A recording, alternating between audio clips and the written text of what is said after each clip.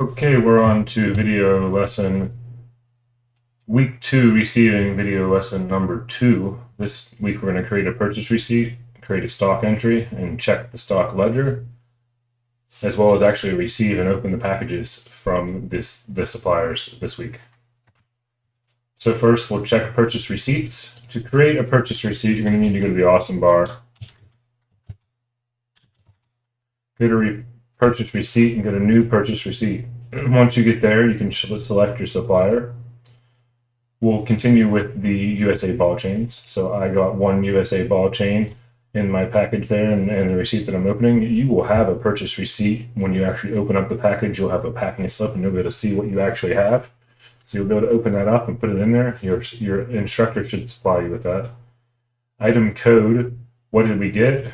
Well, I got the ball chain, 50. How many did I reject? You're going to want to go ahead and count those and make sure they're all there, see if there's any that need to be rejected or so forth, but all 50 of mine were good. So now I've evaluated them, I have them in, I've received them, all 50 are there. And I need to submit this document. So now I've received those 50 ball chains with a purchase receipt. I've said that 50 were good. Now I need to put them in the correct warehouse or do a stock entry. You learned about the different type of stock entries this week in the LMS. Okay, now we're going to go ahead and start with stock entries. To get there, into the awesome bar, type in stock entry list, add a stock entry. You're going to want to go ahead and receive or material receipt the type of stock entry you're having. You can scan the barcode in. Your instructor will show you more about that here as time goes on. And the target warehouse, where is it going to?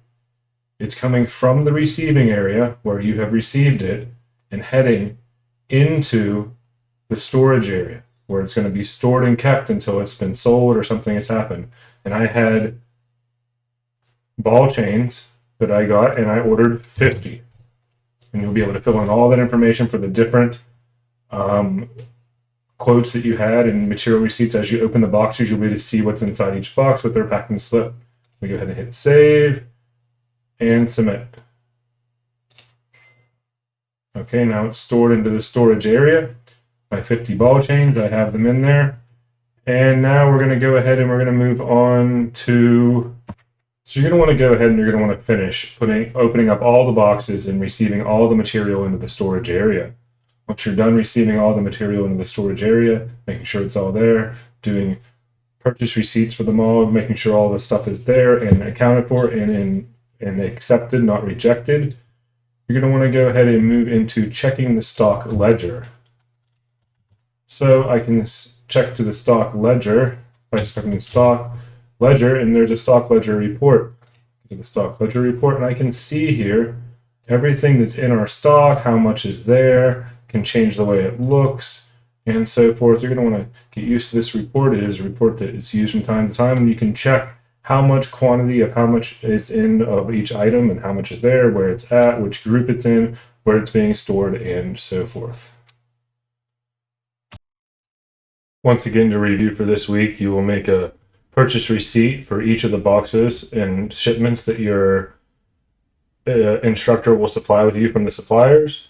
Then you'll create stock entries for all those purchase receipts to put them in the correct warehouse. And then you'll go ahead and check the stock ledger for the week and just check it out and see how the reports are made from there.